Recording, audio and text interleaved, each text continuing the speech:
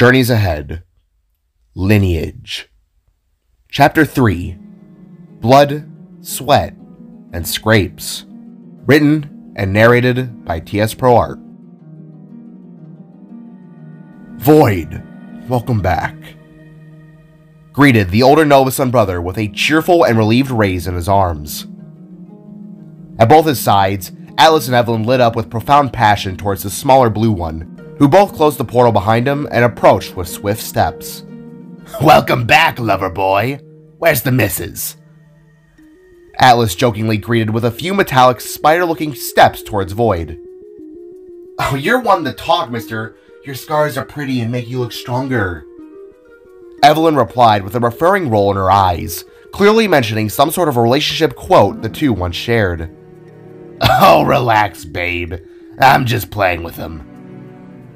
Atlas assured to his girlfriend before taking Void in a headlock and giving him a noogie. Whoa, hey, stop. Chuckled out the smaller spark before pushing Atlas off with a tiny zap. Hey! He shouted, feeling the slight pinch to his greenish metal. Wash the hands, big guy. I'm not as weak as I used to be.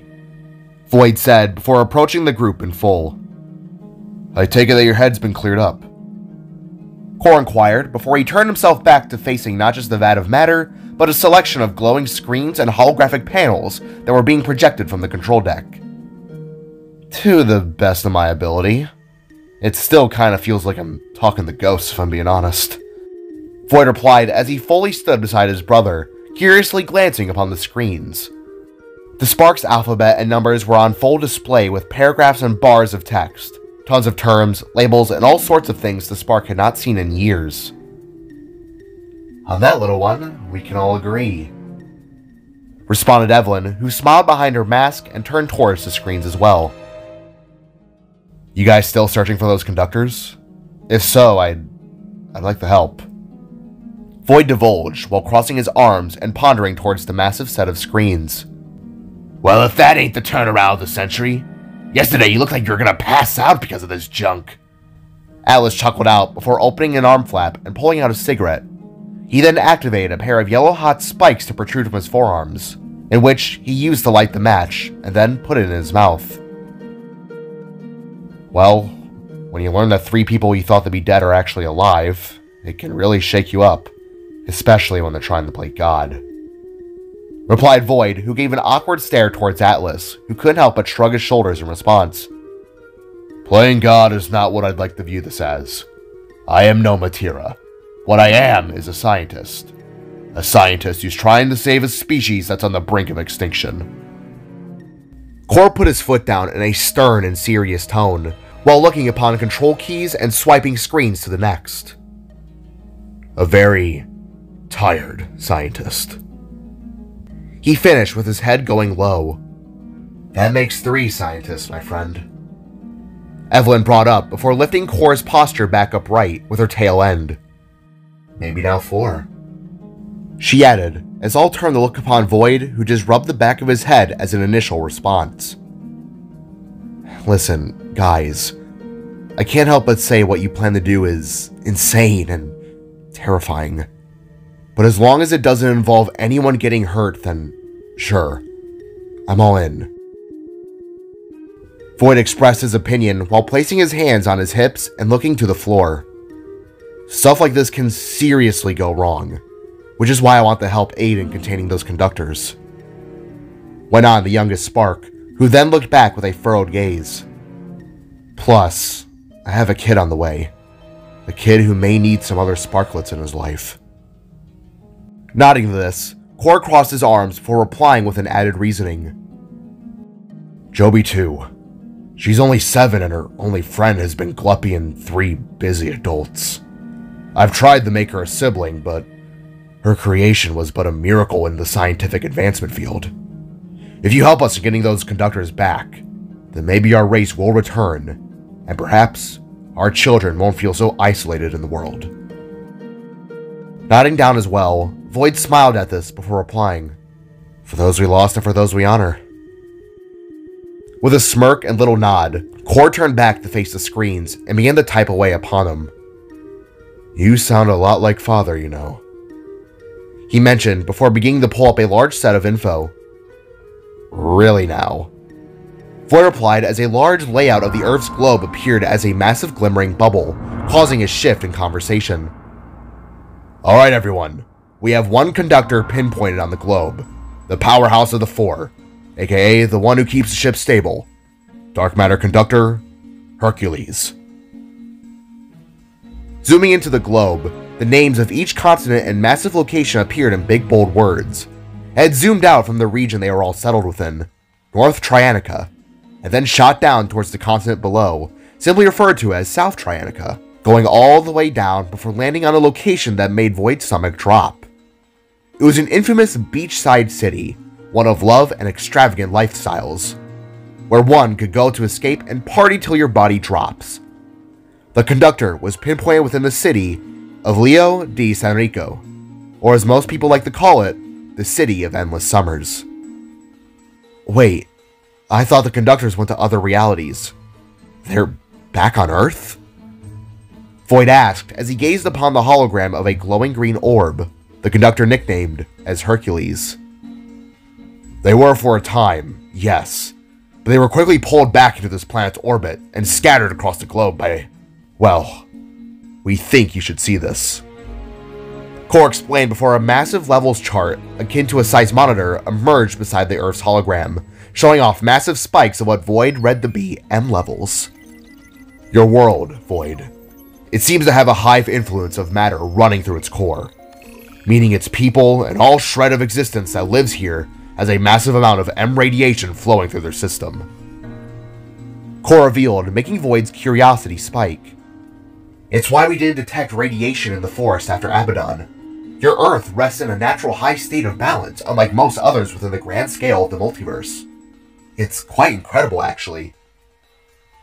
Evelyn added in, as she stared upon the globe. We theorized that the conductors were thrown from this reality akin to a boomerang.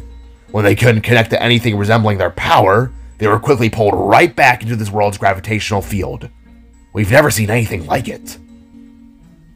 Alice continued before Core finished off the explanation.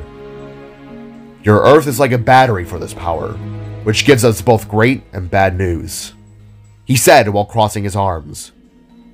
Good news is that once we get the reformatter up and running, your planet will supply us with enough M energy to hopefully finalize and crack the code in our research.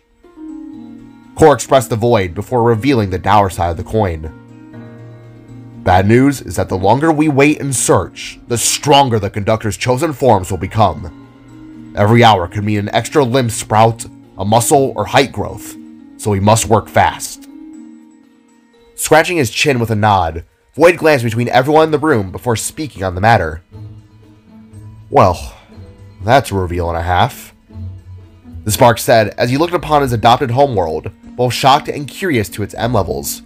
He had always felt a small connection to this place, he thought, but never had he imagined it'd be rooted into his living being to some degree. Matter flowed within every living aspect of the multiverse, but for such an energy to be fused into this world, the Spark couldn't help but say that he was intrigued. Okay, Leo we go then. Void chimed out before Core interrupted. Yes, but me and Evelyn are gonna have to stay behind. I need her help in finding and locating the other conductors. Not to mention, some repairs are going to be needing assistance. Core expressed as the sound of one of his drones smacked against the wall, being followed up by its wailing fall to the chasm of energy below. Atlas shall accompany you whenever you wish to embark, Void. As these words left Core's mouth, Void felt Atlas approach and lean against his body, with one of his mechanical legs going around his shoulder. Sounds like fun. What do you say, lover boy? Think you can handle some conductor chaos? Atlas asked in a tease, leaving Void to brush his leg off with a small chuckle. I kicked the ass of a snake goddess a few years back. I think I can handle some knockoff Hercules. Void retorted, leaving Atlas to tilt his head and spit out his cigarette. Snake goddess? Kid, you gotta tell me some of these stories. Atlas replied, leaving both Core and Evelyn to smile and shake their heads. Clicking upon a button at the control deck, The older Novason opened an orange swirling star portal that led out to Leo. But before anything else, he spoke the void once more. Here, you'll need this. Reaching over and taking off a chunk of his orange arm plate, Core tossed at the void, who caught it within his right hand. Instantly, it adapted to his metal and transformed into that same kind of spiky weapon extractor from before, until quickly reverting back to some sort of arm brace-like shape. That's a matter extractor. Once a conductor is down, you must stab the beast where it glows the brightest. Once fully lodged, pull the trigger and the conductor will be drained into the extractor canister. Core explained, leaving Void to examine his new orange device and then nod his head. Understood. Thanks, Core. Be careful, you two, and don't be a dick to him, Atlas. Evelyn boasted before placing her hands upon her hips in a sassy manner. Don't worry, babe. I'm not the old teenager I was back then. I've gotten worse. Atlas joked before winking towards his love, who rolled her eyes in a blushing response. Good luck, you two, and be safe. Core stated before turning back to the control module and continuing his work. We will. Come on, kid. Let's kick some conductor ass. Atlas exclaimed before turning and leaping through the portal. I'll make sure he stays out of trouble. Void added with a double pair of thumbs up towards Evelyn, who nodded in a thankful gesture.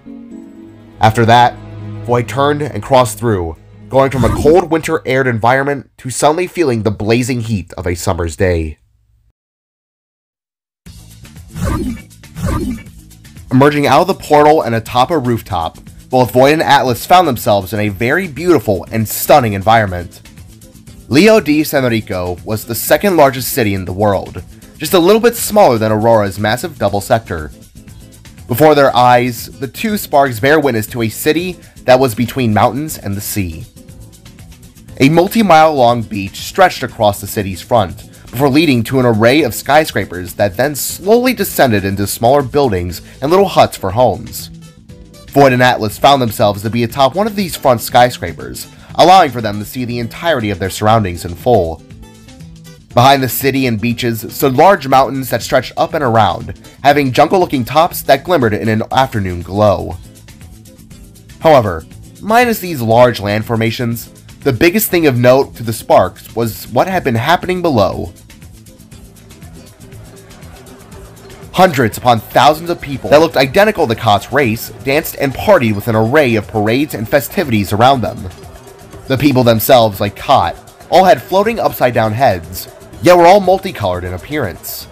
The men wore dazzling attires, while the women all either had gorgeous floral dresses or danced in feathered peacock-looking attires within the parades. To say the least, the two sparks were astonished to it all. Man, I freaking love Leo, Void expressed as he looked out over the ledge to the partying city below. What's going on? Some kind of holiday? Atlas asked as he admired the beauty of Leo, watching the people dance, play on the beach, and overall have an incredible experience below. Leo is famously known for its carnivals. They do it twice a year, this being the first of the new one. Void explained before turning and looking out over the rest of the city, with a nostalgic haze in his eyes. You speak as though you've come here before. Atlas inquired as he opened up his arm and brought forth a holographic map. Me and Jida came here for a honeymoon. This place is a real treat, I tell ya.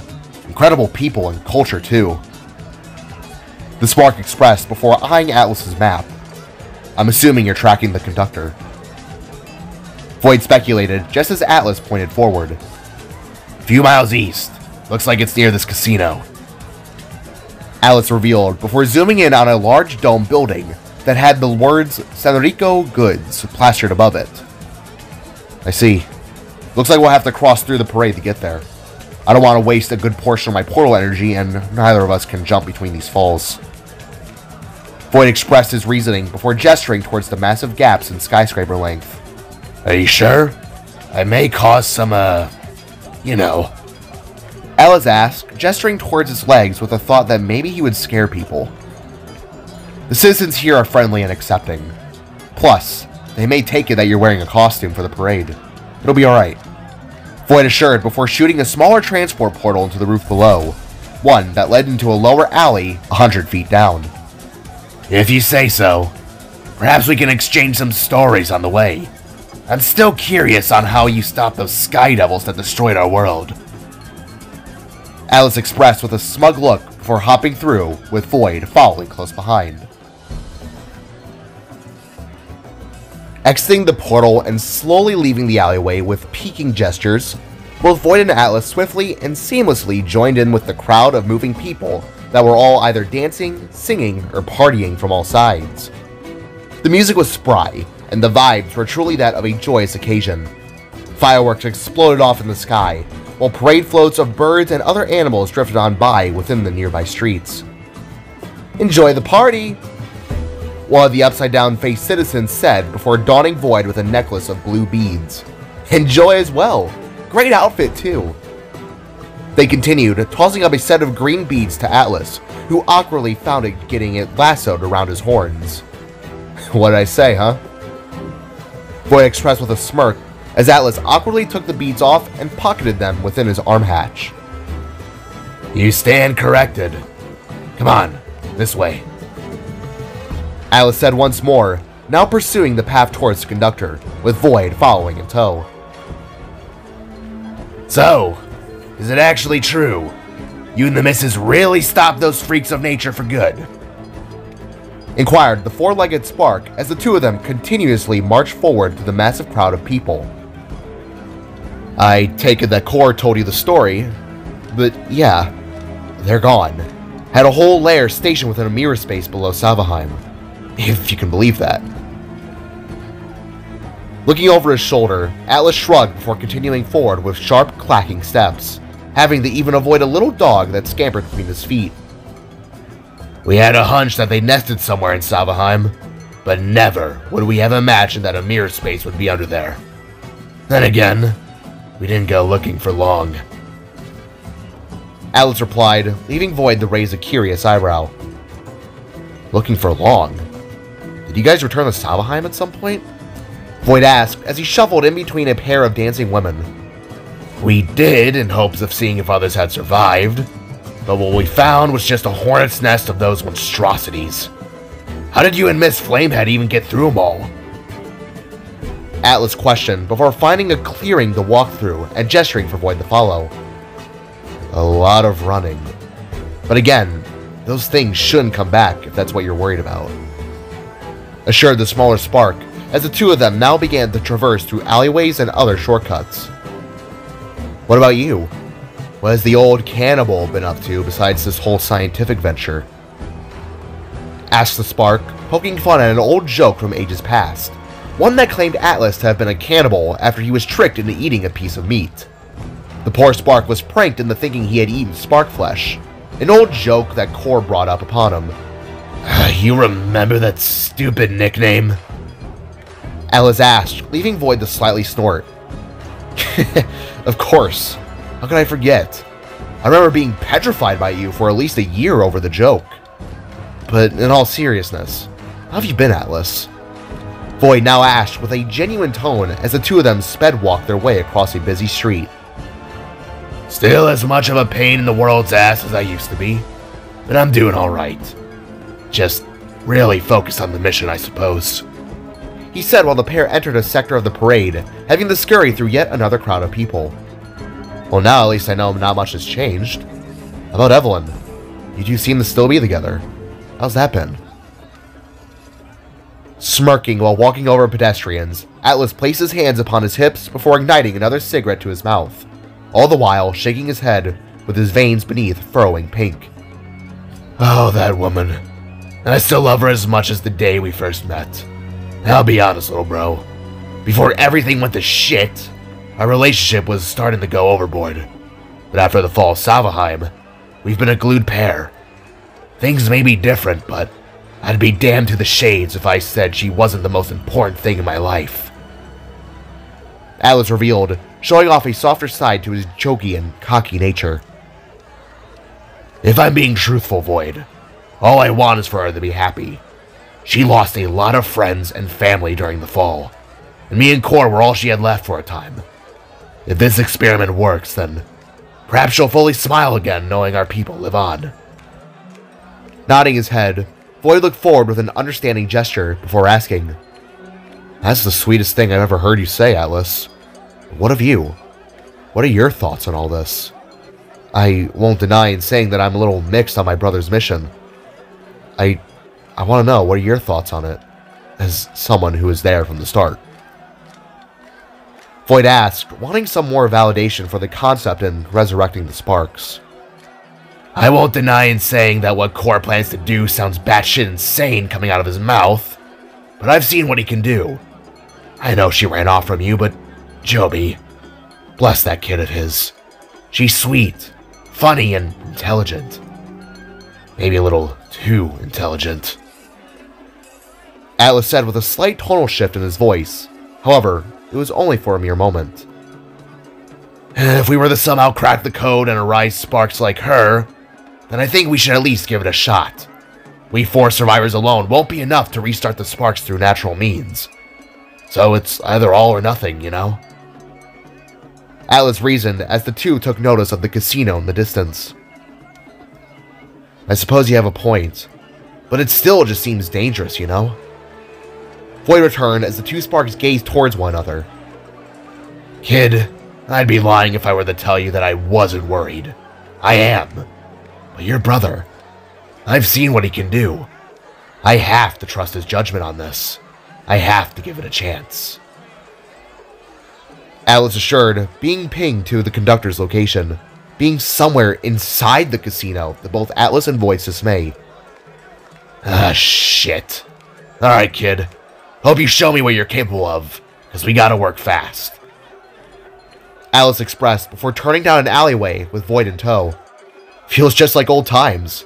Just instead of playing hide and seek with Core and Evelyn, we're seeking out a dark matter monster. Void called out as Atlas began to then leap up the side of the wall.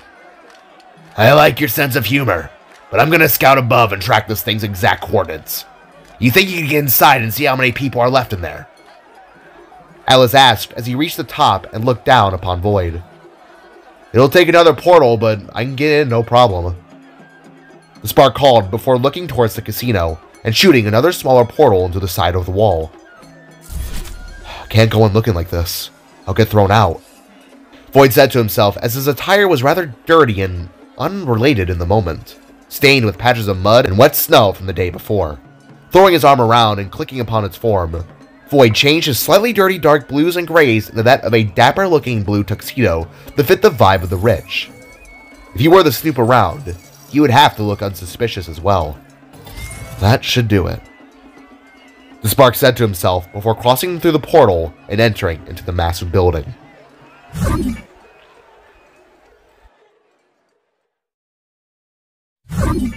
Shuffling in, Void found himself sneakily emerging into the bathrooms of the casino.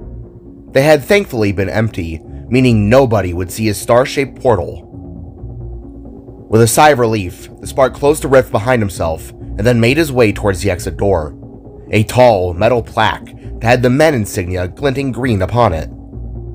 Taking hold of the handle, the spark gently pushed it down and scuttled out, entering into what he quickly found to be a non-surprising but worrying sight. Uh-oh, he muttered upon seeing tons of people. The casino had been dawned in rays of neon blue and green glowing lights. The bars were lit up, the slot machines were buzzing and clicking. Pool tables clacked with 8 balls, and the foul stench of alcohol was at a maximum fume. Waiters and waitresses carried foods and drinks, while the rich and desperate poor sold their bank accounts away to the many contraptions that would have earned them a possible wad of cash. Hey, Nelson, you hear me? The sound of Atlas's voice spoke through the orange matter device upon Void's arm. Surprised at this, Void reared it up and spoke into its almost triangular-shaped form. 10-4? Did you pinpoint the conductor?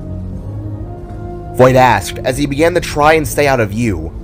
The last thing he needed was people to see him talking into his arm. Yes. It appears to be several meters below your location. Try and see if there's a basement nearby.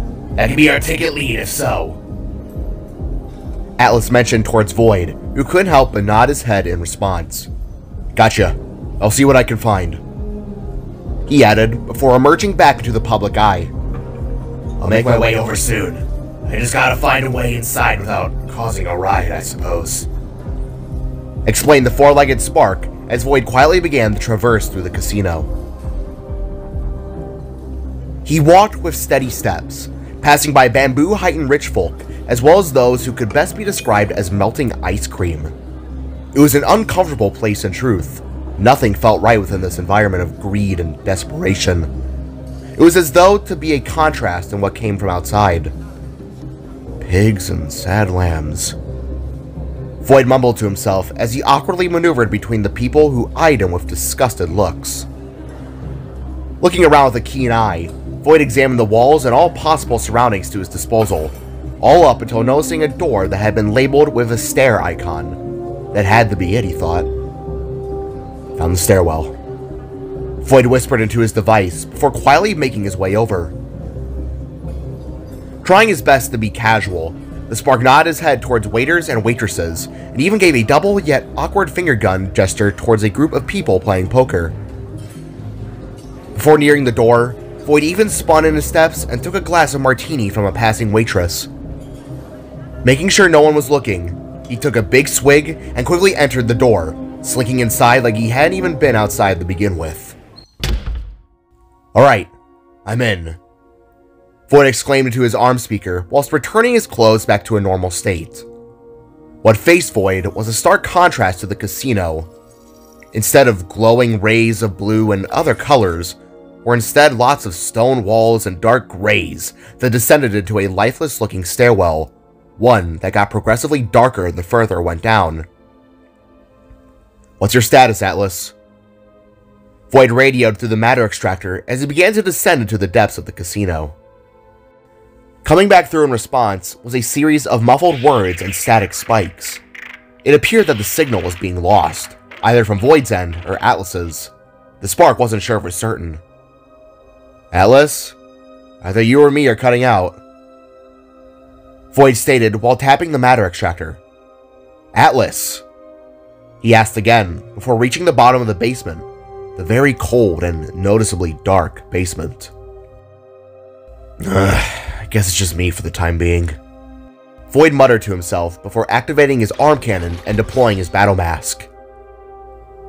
Activating to life in a blue night vision haze, Void found the basement to be a large storage space of numerous things.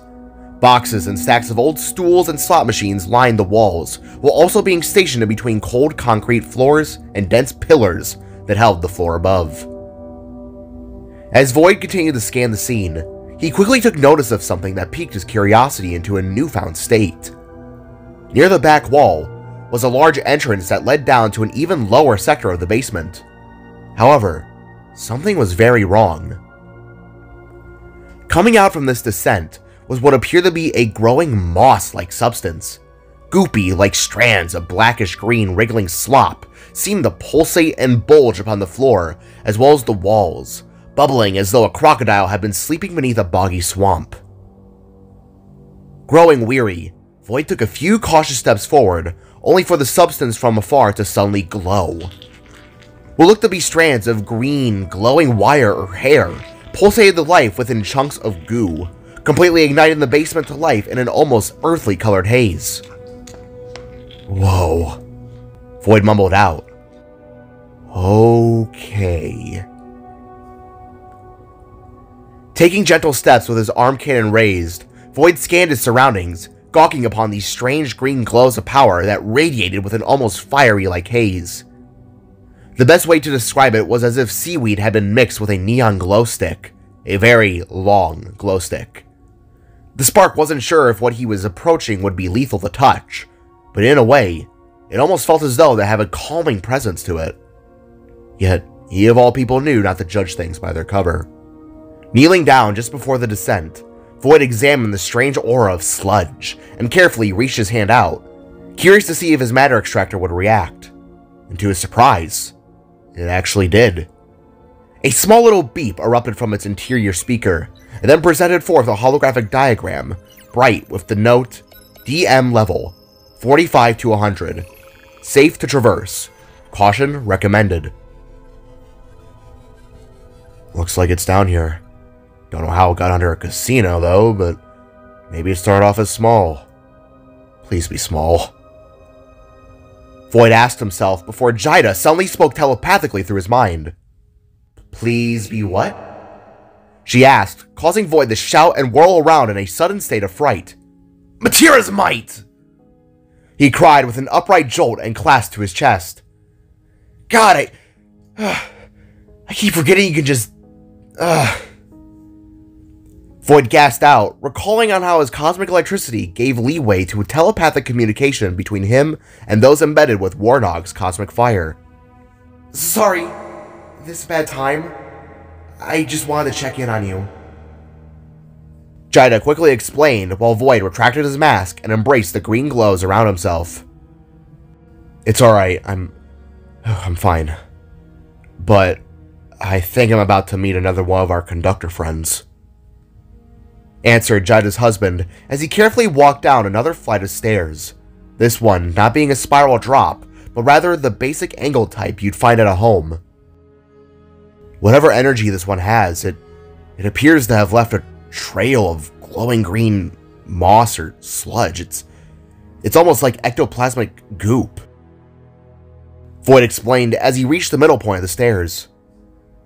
Do you need me to come by and help? You know I'm just a warp away, right? Jida asked as Void reached the bottom of the stairs with a wet plop below his boots. Freckles, I appreciate that, but what I need you to do is stay home and just take a back seat for this one. You and I both know that you aiding us in this could pose a threat to not just you, but our baby. I know you can defend yourself, but any action you could take poses a risk. You know this. Void reasoned as he entered further into a strange room. It was filled with tons of stored away arcade cabinets, along with even more slot machines and old bar stools, being attopped with all the other knickknacks a casino would have, all bundled up into a large circular shape around the room that was covered to the brim in madder moss. I know, Blue Eyes, I know. I just worry the same about you. What if you, without me watching your back like then, Jida muttered as Void stopped in his tracks and took a deep breath to speak. Jida, I'm gonna be okay.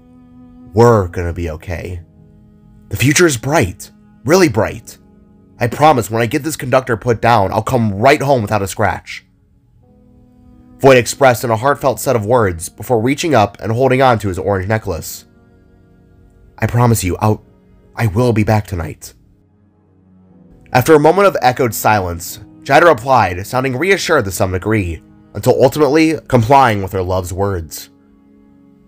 Alright, I'm starting to lose energy for this communication transfer, but Knock and Jet say hi, and although she or he can't speak, so does the little one. Smiling to this, Void lowered his head in a nod while feeling a gentle warmth in his heart. He couldn't believe that he was going to be a dad in less than a month. It made him all the more happy knowing that the brighter days were ahead of him. But now, he needed to get back to work. I love you, Jida. I'll see you soon. He finished, holding his necklace close to his heart. I love you too, Void. Be safe. Was all that left Jida's mouth before all went silent in Void's head. Sighing with a blushing sense in his face, the spark turned his sights back towards the array of glowing green vines and began to maneuver around the room, hoping to find the conductor somewhere within. Perhaps it was just this, Void thought. A large expanse of living moss. Maybe it wouldn't be so much of a hassle after all. Whirling around to a quick scuttling sound, Void aimed his arm cannon with a sudden redeployment of his battle mask. It sounded as though an animal, or perhaps a person, had ran behind him. But his mask visor read no signatures. Just a bunch of old junk and slot machines were on display for all the eye could see. Hello? The spark asked, right as another sound of movement scuttled on from behind. Alice? Asked the spark as he whirled back around, only to again see nothing of note. What the hell? The noises of rumbling feet and muffled music boomed on from above. All the while, the distant cries of pipes and all other internal junk rambled through the walls. All until that sound came once more, this time approaching with rapid steps from behind. Quickly whirling his head, Void was suddenly met to the sight of the most unusual yet terrifying thing he had seen all day. Rushing towards him with insectoid-looking green legs came not a creature, but rather one of the slot machines looking to have taken life by the moss. A singular, glowing eye protruded above the rotating wheels within its confines, being connected to a spiderweb of glowing green dark matter. The slop from around had seemingly infected the slot machine's base into some kind of uncanny creature, a mixture of ooze and metal, for it was making a beeline right towards him with an extending maw of teeth. "Whoa, what in Mateer's name?" the spark cried before taking a shot into the machine, exploding it into chunks of metal, cash, and green glowing slime. The room around suddenly shimmered and pulsated with a green glow as the matter machine fell, reacting and responding to the pain dealt upon its twisted form. Whirling around once more, Void watched as the matter bubbled and whirled along the floor and walls, all up until several more slot machines sprouted to life without warning. Bursting out from their lower halves emerged several disjointed legs that arose a now living device of metal. Eyes popped from their tops, while their lower halves split into sharp crooked teeth, leaving Void all the more concerned as to what was happening. "Core, what the hell have you been experimenting with?" Void asked himself as he deployed his second arm blaster and began to open fire. One after the other, a slot machine made its assault, but fell with a singular blow of ocean blue might. They popped and disintegrated apart with a mighty show of fury. Coins and dollars flew up from the strikes, while others spilled out with a glowing green sludge like blood. With one last shot, Void took out the remaining slot machine that crumbled with a spin of 777s. As it fell, a waterfall of cash spilled from its mouth, until ultimately crumbling the pieces upon the floor. Pieces. How powerful is this stuff? Void choked out with a panicking breath as he brushed a slop of sludge off his shoulder. This is exactly the kind of danger I'm worried about. Core better know what the hell he's doing with these things. Turning and raising his arm back up, Void began to speak into his matter extractor again, calling for Atlas in a worried manner. "Atlas, I don't know if you can hear me, but this conductor seems to be acting like some kind of adapting, fusing moss-like substance. I don't know." Void explained before a new sound caused attention. From behind, an almost tearing, wet slicing noise made its presence known, and it sounded massive. Looking down to his feet, the spark caught the side of the moss below, beginning to slither past his boots. Like water culminating into a drain, it wasn't just below. The walls and the ceiling, it had all begun to slink in a backwards type motion, leaving Void to turn around and bear witness to what he was looking for. Taking shape came forth the conductor, codenamed as Hercules. Starting off from the glowing orb that had risen from the vines, a large, beefy, bulky chest quickly took shape around the sphere with a sickening clasp. Coming from this chest sprouted a slim waist that slithered into a pair of two massive bulked-up legs that had what almost looked to be tree roots for feet. A pair of muscular arms then burst out from the shoulder sides until morphing out hands that extended with green crystallized claws. With one last sickening pop, sprouted a large green crystal shard upon the beast's left shoulder, and with it came a head to its front. This conductor's head appeared to have been in the shape of an egg that had been crushed or molded into a car wreck. A maw of sharp teeth then opened wide as a pair of glowing green horns, akin to a bull, sprouted from both sides of its head. Ending the transformation came another crystal appearing out as one singular eye upon the conductor's green, devilish face. With a snarl, the beast slammed its fist upon the ground and roared with a ferocious fury that blew Void back a few feet at most, leaving him with a newfound sense of worry. This conductor was much larger than Abaddon, both in height and width. Worst of all, it had muscles, large and downright steel-looking muscles that pulsate with veins of green, familiar-looking energy. Guess your name suits you well. Got any of those 12 labors you have left to do, or? Void tried joking towards the beast, but only found the thing smashing the floor again and pouncing back in a primal state, looking to charge with its horns at the ready. I see. You actually have a 13th. That being the kill me, I suppose. Void awkwardly said to himself as he retracted his blasters and brought forth his fists, charging them with his cosmic electricity in preparation for the battle ahead. Charging forward with a burst of glowing green energy from its horns, the massive dark matter monstrosity approached with the speed of a bull mixed with the fury of a gorilla's primal pounce in its thundering steps. Countering the attack, Void caught the beast by its horns. Digging his heels into the ground, the younger Nova Sun pushed back with all his might, before rearing his fist back and smashing it upon the creature's eye. With it came an explosion of bright blue electrical charges, a spray of cosmic sparks mixed with that of green sludge. This in turn left the beast to roar and stumble back and away from Void. Clawing at its face and squinting its large green eye, the dark matter monster restood its ground and howled towards the spark once again. With this, it reared both of its large arms back and then shot them forward with a noticeable, uncanny stretch. Like an elastic band or a rubber hand, the beast's arms elongated towards Void with a pair of mighty fists to strike. In reaction, the spark summoned a Nova Rune shield and deflected the attack to the best of his ability. However, he was knocked ferociously backwards into the upper sector of the basement, flying right back up the flight of stairs with a whirling of hurt. In a hard smack, Void hit his forehead hard upon the doorway top, and then spiraled down and smashing hard upon the cold floor. If his battle mask hadn't been deployed, it would have either been a concussion, or worse, death. With a rapid and uncanny form of movement, the massive dark matter creature extended his limbs like a spider, mixed with that of a leech, sliding up the stairwell until barreling out upon Void with an unhinged jaw. Eyes widening, the spark quickly rolled out of the way in a backward somersault, leaving the Hercules knockoff to smash its fist down upon where he had been only a second ago. Man, you're fast! Void cried before opening his chest hatch and releasing a wave of missiles upon the beast. With a powerful set of bursts and pops, the creature's thick hide exploded apart in some crucial areas, clearing the way open towards the glowing aura of power within its chest. There it is, the spark said to himself as he activated the matter extractor's spikes and charged forth at the stumbling creature. Leaping up with a pounce, Void deployed one of his tiny hatchets from underneath his wrist and slashed its form into the beast, using it as a leeway to stay upon its writhing shape. Gazing at the glowing aura within its chest, Void raised his arm back and got ready to strike, but was suddenly taken hold by the beast's right hand. Uh-oh! He gruffed out before being thrown hard to the ground in an angered expression.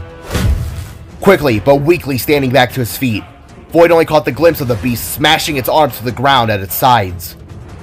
As the massive goop collided down, it morphed and fused with its surrounding area, creating what could only be described as a wrecking ball of junk. Turning in a violent spin, the conductor swung this ball of junk to the side, attempting to crush Void in its violent display of power. Within the nick of time, the spark flipped out of the way and then again, as Hercules swung the ball back and around for a second time. At impact, it crumbled into parts and outdated machines, returning the beast back to its normal form. Musa. The creature growled out, taking Void by sudden surprise.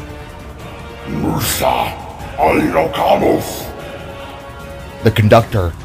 It was trying to talk, to speak, but fumbled with words that only sounded to be gibberish. Excuse me? Void asked as his defense lowered for a moment. Perhaps he could talk the creature down, maybe ease its anger. But at the same time, Void couldn't help but wonder what exactly Core had done to create these conductors. This was energy having taken form in a way he had never seen before. When all was dealt with, the spark would ask his brother about these things, for something now felt truly off. Turning itself at an angle, the conductor growled with an accompanied glow to its large crystal jutting out of its shoulder. Then, it happened again. From its green glow emerged a Nova Rune, one charging up with another blast akin to Abaddon's. Void was in shock as he summoned a rune back to defend himself. These beasts, these energy sources, there was more to them than what was originally let on. There had to be. As the blast came, Void expected to be blown back as with Abaddon, but before that could happen, Atlas suddenly leapt in from behind with his own lime green Nova rune at the ready. Landing in front of Void, the larger spark deflected the blast back upon Hercules with a reversal strike of energy, hitting it hard in the chest with a deafening wail. "Kid, you alright?" Atlas cried as the Nova beam ceased fire from the now scrambling Hercules. "Yeah, I'm alright," Void answered as he now deployed his Nova blades at his sides. "Was wondering when you were going to show up," the smaller spark exclaimed as both him and Atlas watched the conductor stand back upon its feet and beat its chest as an intimidation display. "Had to sneak in through the back. Hold the lost janitor approach," Atlas explained as he and Void eyed their adversary, who glared back with a sense of hatred in its soul. Deploying his dual-bladed katana, both Atlas and Void got ready to strike, until the unexpected happened. Without warning, the conductor rose its head up and took a massive leap, bursting through the floor and entering into the main hub of the casino. "Scrap!" Both Void and Atlas cried as they extended their limbs and pulled themselves up through the hole, landing side by side with a now panicking and terrified casino. The large dark matter beast, to the spark's dismay, was now thrashing things aside and throwing over stools and pool tables, as well as tons of slot machines as it made a hard dash towards the nearby wall. Using its horns, the large bull of a creature burst its way out and into the open, sending both Void and Atlas to quickly move on their toes. "No, no, no!" screamed the larger spark as Hercules began to sprint down the dense city streets before suddenly curling up like an armadillo and rolling like a speeding tire into the streets. "Shit! Come on!" Atlas shouted as he sprinted out of the casino and began to leap upon building sides with a sudden pulse in his spike-tipped feet. "I'll take to the skies!" Void called as he slid out of the casino and eyed two nearby telephone poles. "What do you mean, take to the skies?" Atlas called as he began to leap between buildings with powerful surges of his sparkly energy. Shooting his arms forward, Void took hold of the telephone poles and pulled himself back, and then, just like many times before, launched himself up and forward into the air. Once up, he activated his turbine-powered wings and blasted ahead, rising high above the streets while summoning forth his blue cloak to conceal his identity. "I'm sorry, you can fly?" Atlas asked through Void's matter extractor speaker as the blue spark eyed the beast through his visor. "And you can leap like that? We could have easily hopped the skyscrapers, man!" Void retorted as the two gave chase towards the conductor that was now glowing with a green aura around its form that was violently rolling down the street. The people who were standing by suddenly panicked at the sight of this massive creature barreling towards them. Festival attendees dove out of the way, while others ran in any possible direction from the massive slob of snot that rushed up upon them. To the spark's dismay, the dark matter beast held no remorse for the hours of work and care that had been put into the many beautiful floats. With a powerful pulse and energy, the creature sped up its own speed and plowed through the massive sets of paper mache. Stacks of colors and splinters of wood went in all directions, hitting a few of the upside-down face civilians, but thankfully, leaving them alive. But Void and Atlas knew that if they didn't do something now, it would leave the threat to that wide open. "Atlas, the conductor piece is in its chest. How do we get it out of its spin-dash wannabe?" Void asked aloud as he soared around buildings and turned at scrape length around corners. "We have to slow it down somehow. The only way I can think of possibly doing that is if we drag it to a stop," Atlas speculated as he leapt forward and in between buildings from behind Void. "Sounds dangerous," the younger spark replied as the beast suddenly spun up through the side of a building and launched itself up from the roof, all until descending back down with a mighty crash upon the large parade below. "Not as dangerous as that thing. You take the right, and I'll take the left," Atlas commanded as both him and Void evaded the now shattering skyscraper and descended back down towards the panicking busy streets below. As Atlas landed, he slowed his fall by diving into a somersault to the shock of those he passed by. Once finding his footing, he leapt once more, but with this, he transformed in an unusual way. The sharp ends of his front and back left side spiked legs suddenly connected to one another in an interlocking formation. The same thing then occurred upon the right side. Both sharp halves interlocked before his shorn height landed upon the streets below him. Once impact came, Atlas's lower half suddenly shifted sideways, and to the surprise of Void from above, his interlocked foot shards began to ignite with energy, in turn, rotating his long, slender legs to act like wheels. The cocky and joking Spark had practically turned his lower half into a motorcycle, and he was now gaining up upon the creature fast. Diving down from below, Void watched as Atlas shot both of his arms forward and latched his metal mitts around the beast's horns at its side. Doing the same, Void shot his arms forward and took hold of the right side horn. Pressing his boots down, Void, next to Atlas who was rolling, slid across the pavement as though he were surfing upon the waves. "Move out of the way!" he cried to civilians as his blue cloak bristled in the quickly passing wind. With both hands on deck, Atlas reverted his legs back to normal and dug his spiked tips into the ground. A trail of cutting stone and chiseling debris spewed up from behind as both Sparks pulled with all their might to slow the beast. With yet another howling rage of fury, the massive dark matter monster Goliath reverted itself back to its normal brutish state and found itself in a world of hate. Slowly retracting their arms in, both Void and Atlas began to close in upon Hercules. At that same time, Void released his right arm and activated the extractor to light with an orange buzz of power. "Almost there!" Void called as Atlas continued to pull. "Keep your cloak on, kid! We're not out of this yet!"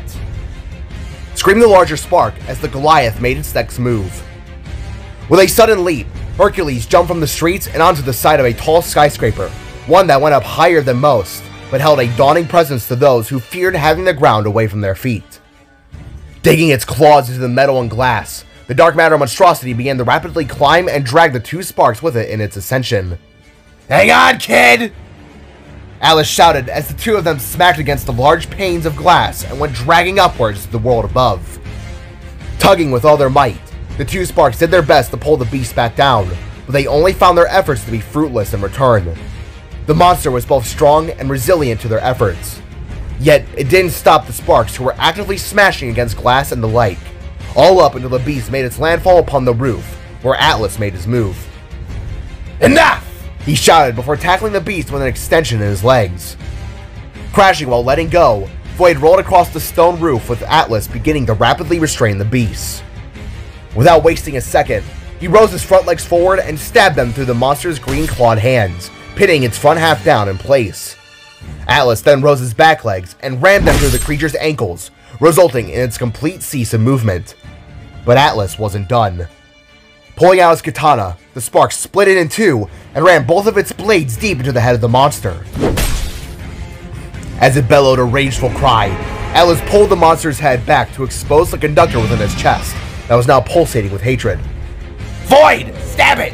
Stab it now!" Atlas cried as Void quickly scrambled to his feet. "Hang on!" the Spark shouted as he approached the two of them with an electrical pep in his step. Rearing his arm back, Void activated the extractor once more and lunged upon Hercules. The beast howled in anguish as Void, without wasting another second, rammed the blades of the extractor into the beast's glowing heart. In response, the monster screamed and fought against its restraints, fighting so hard that even Atlas struggled to hold it back. Yet, as Void prepared to pull the trigger, he heard a familiar sound, one that he knew all too well. The monster, it made a deep and low guttural sound of an energized charge, the same expulsion that all Sparks could do when they need to release rage. The glowing veins beneath its body shimmered with an almost slime hue, as the crystallized horns atop its head and gem upon its shoulder began to pulsate like a beating drum. It was only when it had been too late when Atlas and Void realized it. The next thing they knew, they were engulfed with a powerful blast that sent all three of them spiraling down the skyscraper. It had all happened so quickly that Void and Atlas hadn't even had time to register that they were falling, until a good few seconds after. When the realization hit, both their eyes widened highly behind their masks as the world below came down faster and faster.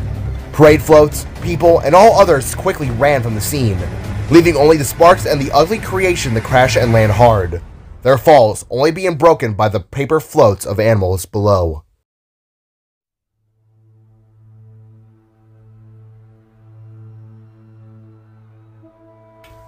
Slowly opening his eyes to smoke and debris, Void couldn't help but squint as the sun above glinted into his eyes with a sour sting. His arms and legs, really his everything hurt in that moment, but thankfully, he was alive. People ran past his cloaked form, all panicking as to what had been happening from all around. With a grunt, the Spark slowly rolled and stood upon his hands and feet, coughing hard and tensely as the feeling of a stinging sensation coursed across his back. Kid, you alright? Atlas wordily asked aloud as he appeared from the dust and helped Void stand properly. The larger spark was both dented and bruised. Even his battle mask had a small crack in it from the fall. Yeah, I'm alright. I've been through worse. Void replied before the two of them turned their sights upon the slowly standing beast, which growled in a furious expression. The three found themselves to be in the middle of a road, the beach and sea to their left, while the city remained tall upon their right. Rubble lay in waste as two parade floats rested upon their sides, besides the dark matter monstrosity that stood and howled in pain towards the two sparks. Readying themselves, Void brought forth his larger battle axe, while Atlas recombined his katana and readied it in a samurai-esque stance. What's with the cloak, if you don't mind me asking? Atlas inquired as the monster eyed them with a set of furious fists smashing to the ground. I'm a vigilante in Aurora. I don't want people to know my identity. It could really pose a threat to Jide and my family, Void revealed as the monster then eyed the two parade floats beside it. Well, I guess that makes sense. Just wanted to know just in case we end up dying. Atlas said as the monster snarled at two white tiger floats at its side. Raising its arms up and slamming them down upon each of them, the Hercules monster began to dissolve pools of matter moss into the two tigers, in turn, bringing them to life, to the dismay of Void and Atlas. With their plastic eyes turning green and papier-mâché bodies being wrapped up in dark green tendrils, the two tigers tore away from their float stands and leapt to the ground, both hacking and snarling with the same noises as the conductor. The big guy himself now had smaller arms due to expelling some of his energy, but it was now a 3v2, and Atlas and Void felt all but screwed in the heart of the moment. Oh, shit. Atlas gruffed out as the monster's attack began.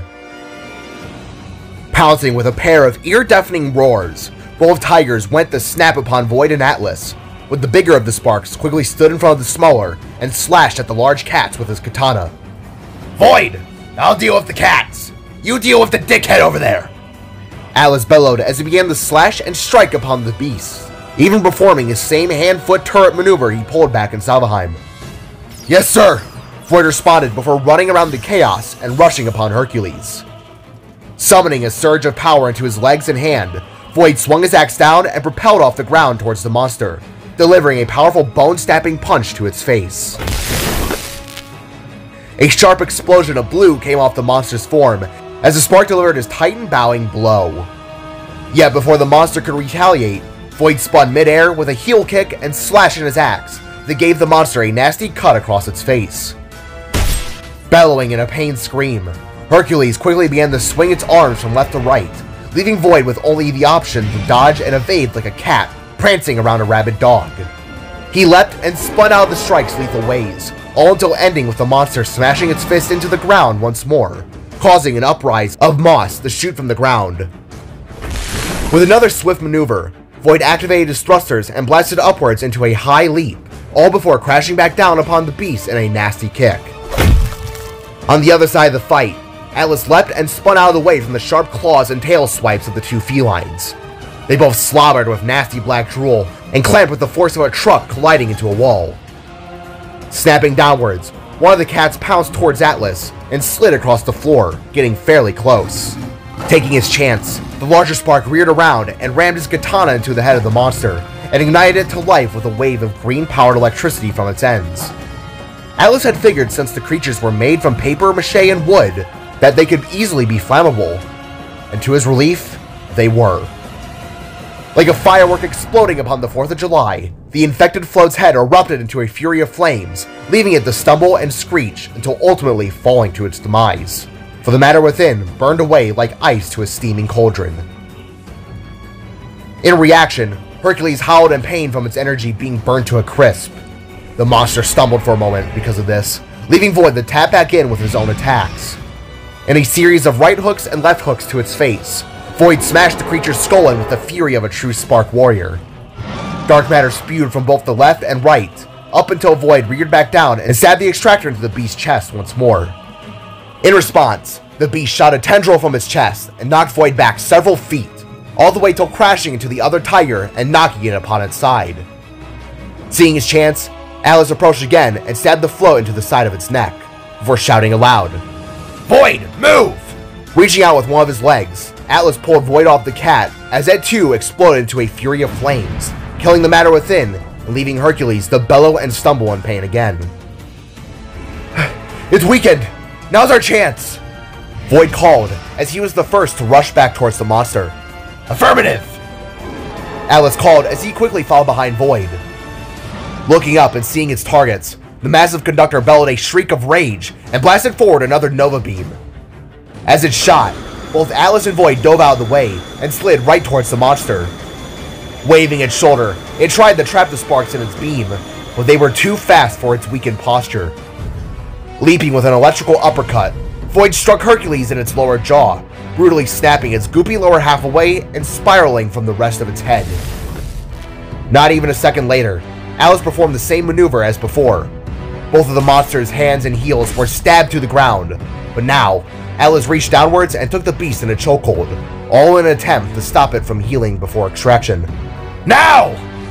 Atlas shouted as Void quickly reared his extractor back with a shout and rammed it headstrong to the chest of Hercules. Without another remark or word, Void pulled the trigger, beginning the spectacular process of the extraction. Like a vacuum cleaner, a loud sucking sound erupted to life from the machine. Pulsations of orange electricity buzzed across the extractor's form as a bright cosmic light began to engulf the creature's form, burning away its exterior and monstrous shell to only leave the orb of power to be seen. The creature screamed and cried for mercy in its natural primal way, but before long, its crystal shards dissolved and its melting skin was pulled back into the extractor with a blazing white light. Then at last, when the intensity was at its highest, it was done. Like nothing had been there to begin with, the beast that was once Dark Matter Hercules was dissolved into its glowing, energized form within the extractor. Stumbling back, both Atlas and Void caught their breaths as the powerful force of energy inside the device pounded against the glass, before gently reverting back into a calm light, signifying it had been contained. Good. Fine, Matira. Good work, kid. Atlas expressed as he clenched his abdomen in slight pain, now feeling the adrenaline wear off and the effects of the fall take full effect. Thanks. You weren't kidding, that was some conductor chaos. Void groaned before closing the extractor back into his arm. But we did it! I-4? Void asked, raising his hand up for Atlas to smack. Sure, kid. Why the hell not? The larger spark breathlessly replied before smacking Void's hand in a hunched posture. After that small exchange, the two sparks were suddenly met with cheers and callings of glee. For the people who had been around watched the whole thing, and had seen the sparks defeat the monster that was terrifying their carnival. To both Void and Atlas's surprise, a bunch of these people ran up and profusely gave their thanks, whilst at the same time beginning the carnival once again. Flowers were tossed and unexpected handshakes were given to the two. Void couldn't help but nod his head to these gestures, while Atlas stared in awe towards the sudden love he was getting. No fear, no hate or sorrow, just an array of love and thankfulness from complete strangers. Something he had never really had before. Void, these people, they're cheering? Atlas asked as a little kid ran up and hugged his leg, leaving the larger spark to just stare almost sparkle-eyed to it all. Like I said, these people are accepting. I don't know much of their tongue, but they're definitely saying thank you. Especially towards you, big guy. Void said as Atlas was showered with several more beads and thrown flowers. For a long moment, Atlas wasn't sure on what to think. Never in his life had he been shown this kind of love. He was always the one getting in trouble, being cast aside for his odd appearance back in Salvaheim. All he had then was a single, almost non-existent father, along with Evelyn and the Novasons. In truth, it's why he was always so brash and inappropriate. But here, the four-legged spark felt a sense of love that he couldn't fully describe. All he could do in that moment was not give a smile of mischief, but a smile of humbleness. You're welcome. You're all welcome. He softly chuckled out as he accepted the love in full.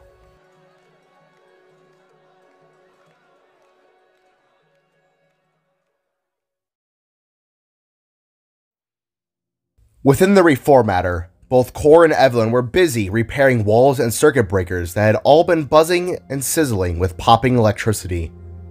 The two had been at it all day, and were in a definite need of pace change. Yet, like a fairy granting their wish, it came. With the portal opening, both Core and Evelyn turned with relief as both Void and Atlas marched through, covered in confetti and several beads from those who celebrated their victory. "Void! Atlas! Welcome back!" Core greeted before retracting a pair of tools into his hands. "What in the hell did you two get into?" Evelyn asked as she crossed her arms with a slight hip tilt. "We got it, along with some, Carnival goodies," Void exclaimed as he rose his arm up with the matter extractor in hand, glowing with its primal green haze. Excellent. Quickly, this way," Core expressed as he ran towards the massive matter container within the center of the room. Following suit, Void watched Core open up the canister port while Atlas was tended to by Evelyn, who looked to retract her mask and give the tall spark a peck on the cheek. "Here, put the canister into this port. Once in, pull the trigger," Core explained, leaving Void to do as he asked. "Core, is it alright if I could, ask you something?" Void divulged as he inserted the extractor into the massive control deck. "Of course, Void. Anything." Pulling the trigger, Void shot the dark matter conductor back into its massive vat, leading to the ship pulsating green and charging up with yet another positive sound. "These conductors you created, 2 of them now have used Nova runes. Could you maybe explain to me how that is?" Void asked, making Core fall silent for a moment. Yes. The use of runes is, well, it's a side effect to their energy source," Core explained while rubbing the back of his head. "How so?" asked his younger brother, noticing the hint of thought behind Core's eyes. Well, it's quite complicated," Core expressed as he looked at Atlas and Evelyn, and then gently gestured for them to leave the brothers be. Nodding to this, the odd couple maneuvered around the duo and entered one of the labs, leaving Void and Core to be on their own for the time being. "Void, these conductors. As you know, I designed them to be powerhouses in order to keep this massive craft afloat.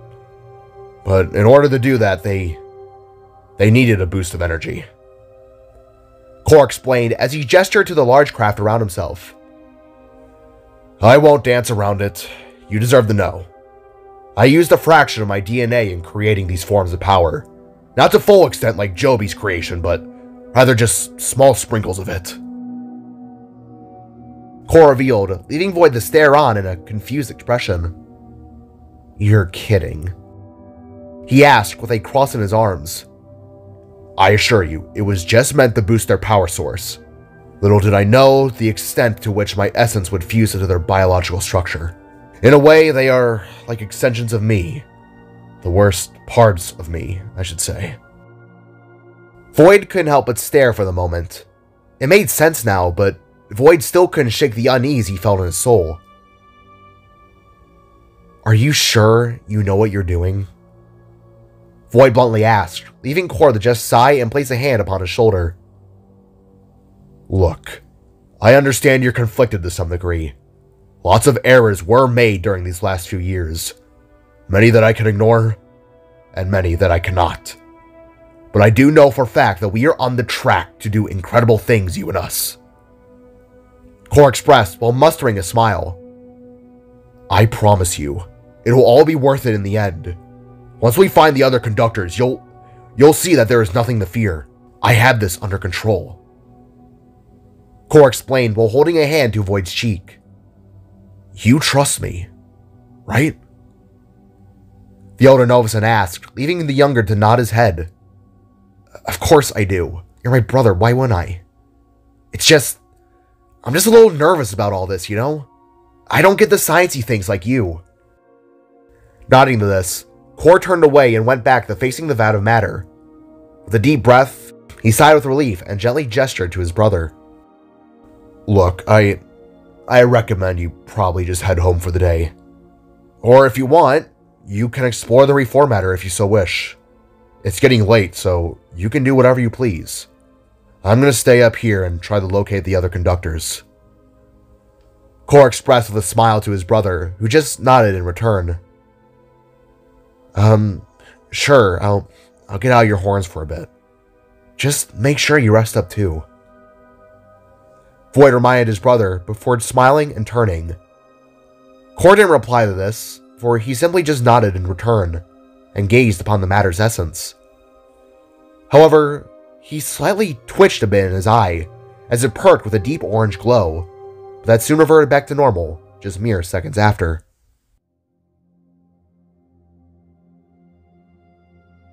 For a good 30 minutes or so, Void decided to give the reformatter a little bit of a self-tour.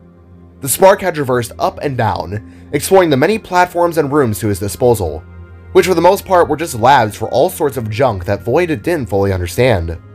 He had found the rooms of his brother and 2 other friends, all the same with blank-looking walls and beds. There was a massive kitchen stead filled with robots and the like as well. There was even an aquarium area filled with a bunch of fish from seemingly different worlds, all existing as one school that swam around in a tank that spanned an entire dome of a room. For a long while, Void stood there, watching the fish swim on by without a care in the world. They had no thoughts, only to continuously move on with the basic knowledge of life. The water around was shimmering blue, casting waves of reflections upon his form. All the while, he couldn't help but admire the beauty. That was until something took him by surprise. Within his dim reflection, Void saw that of another spark approaching, one much smaller than his own being, with big, yellow eyes. Uncle Void? A voice quietly made itself known. Perking up and whirling around, Void's eyes instantly locked upon none other than Joby, who nervously stood there with her hands behind her back. Oh, Joby? Hi. Void softly greeted before fully turning around. Her voice was both soft and kind, so soft that even a fly wouldn't be bothered by it. Hi. I'm sorry for running away yesterday. I didn't mean to be rude. The little girl expressed while looking away with an ashamed look in her facial expressions. What? No, it's okay. I know meeting new people can be scary, especially for someone like you. Void assured to his niece as he got down on one knee to be eye level with her. I'm not mad at you. I'm actually happy to see you. To finally get to meet you, I guess. Void expressed with a warm smile that Joby quickly found to be trusting. Are you really my father's brother? She asked with a small inch towards her uncle. I am. I'm his little brother. Void said as he reached a hand out, in turn making Joby flinch. Whoa, hey, it's okay. I'm not gonna hurt you. Void expressed as Joby's face shivered into that of a worried expression. The look in her eyes held that of many emotions, the most notable being that of anxiety. The way her irises were small, the slight shivers in her voice. She was nervous, but it wasn't the regular type of nervous. This was something more, but Void wasn't sure what. It's okay. I promise. Void expressed as he carefully and gently placed his hand upon Joby's cheek, or rather, the entirety of the right side of her head. She was so tiny, Void realized, a small little thing that could look to do no harm. As Joby felt the calming sensation of Void's palm, the larger spark watched as her eyes softened and her shivering stopped. The connection the two felt was one they both shared, a familial bond that only sparks who bore the same blood would know. In a weird way, Joey then pressed her head in the Void's hand, in a serene state of comfort. All the larger Spark could do was smile and gently rub her cheek with his thumb. Even tears slightly swelled in his eyes. It truly dawned on him in that moment that this little girl was his niece, his brother's child, the continuation of their family bloodline. I made you something. An apology for running. Joey then revealed before bringing her arms around and showing Void a box that had been wrapped up in children's drawing paper and scotch tape. It's for you. And Aunt... Joey stumbled through her words before Void finished. Aunt Jida? He asked with a smile. Nodding, Joey placed the gift in the Void's hands and gave a very small but for sure smile towards him. Thank you. She'll be over the moons, Void said before suddenly being cut off by the sound of another set of footsteps. Hey, kid, Atlas called as he entered the room and looking upon Void. You got a second? He asked. Yeah, just give me a mo. Before Void could finish, he turned back to face Joby, but to his dismay, caught the sight of her shoe and leg disappearing from around the corner, running away from Atlas's presence. Never mind. What's up? Void asked with a confused face before pocketing the gift. Sorry to interrupt. She doesn't really like me all that much. Atlas revealed before placing a hand upon Void's shoulder. Listen, I came here to say that I'm glad we stopped that conductor together. Kor always spoke highly of you. He always thought you to be a great warrior one day. And, well, I'm happy to say that his hopes came to fruition. Alice expressed with a smile, in turn, leaving Void to do the same. You have proven to be a great fighter to me, kid. You've clearly come a long way since your annoying younger years. Alice expressed before letting go of Void's shoulder in a nodding gesture. Thanks, Atlas. That means a lot. Void solemnly said as he took notice of the several beads round Atlas's neck that the Spark now wore with pride. Just don't get too cocky with it. Atlas teased before smacking Void on the back and leaving the room, sounding more snippy but spry and happy in his words. Smiling, Void nodded to the leaving Spark and then pulled out his gift once more, deciding that it was probably time to head home.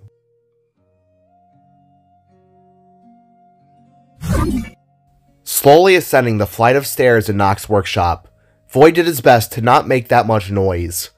The sun had set, and most people were turning in for the night. Nox especially is one to clock in early. That is, when he wasn't out with Cot. That on its own is a whole other narrative that Void would rather stay private. As he reached the top step, the sound of his wife speaking came nice and loud for him to hear, as she closed out her music radio host talk for the night. Jida had been sitting at a makeshift radio station that she constructed herself that was within the corner of their shared room. It wasn't much, but the parts were enough to get her voice out there in full. She actually managed to gather a solid following over the couple years since she started. And that, Aurora, will close out tonight's broadcast. For all you wonderful listeners and Woods Beat Prime members, I give you all a very well-deserved good night. I'll catch you wonderful listeners tomorrow at the same time as per usual. Sleep well, and remember, stay positive. Jida finished as Void walked up from behind and eased his arms round her and leaning his head upon her shoulder. You know I really dig that quote at the end. Gotta love positivity. Void said, leaving Jida to smirk with a blush and side-eye her husband. Wouldn't have it if it weren't for you. Jida expressed before kissing Void on the cheek. How's work? She asked before spinning around in her chair and embracing her husband. In the word of Atlas, it was Conductor Chaos. Void chuckled out as he and Jida gently rocked in each other's arms, both audibly and visibly tired from the day. I got to visit Leo, though. Void revealed, in turn, spiking Jida's curiosity. What? Why were you in Leo? She asked while brushing a strand of hair out of her eyes. Long story short, the conductors we saw leave this reality were snapped back into Earth's orbit. Turns out your world has a higher matter count than others. Void explained as Jida stood back and brushed herself off from Pofnu's fur hairs, seemingly showing that the fox had spent a good chunk of the day with her. No shit. Jida asked, leaving Void the shrug and reply back. No shit. He said, leaving Jida to ponder for a moment. Besides that, I got to talk to Joby. She gave me this. Void revealed as he then held up the small present in his hand. Oh, that's nice. What's she like? Jida asked as she began to make her way towards the Spark's bed, slipping off her sweater, pants, as well as socks in the process. Like the living embodiment of a pure heart. I've never met a kid so gentle, I guess. Void said as Jida gently laid down, rubbing her eyes and then tapping her stomach like a set of drums once again. Aw, that's sweet. Jida quietly said as Void got in the bed beside her and held the gift out for both of them to see. She said that this was for both of us, so let's open it. Void said to Jida, who smiled and didn't need to ask before beginning to tear the thing open. As she did, 2 cookies along with a crumpled up piece of paper fell upon them, startling them with a mixed series of laughs. Ha! She made us cookies! Jida exclaimed before taking one in her hand and munching into it. Chocolate chip. Nice. Looks good too. Void said as he held his own cookie up, and then took notice of the crumpled up piece of paper. With an intrigued expression, the Spark reached out and took hold of its form, and simply unfurled it into proper view. What's the paper? Jida asked as Void suddenly stared on with a confused haze. What he expected to see was that of a drawing or something silly like that. But no. What he saw instead was some kind of note. Not one of apologies or dumb kid things. It was one that said 3 words. Words written in Spark text. What's that say? I still can't read Sparkese properly. Jida asked Void, who winced with confusion upon the words. Don't trust them, it said, leaving Void both confused yet curious all the while.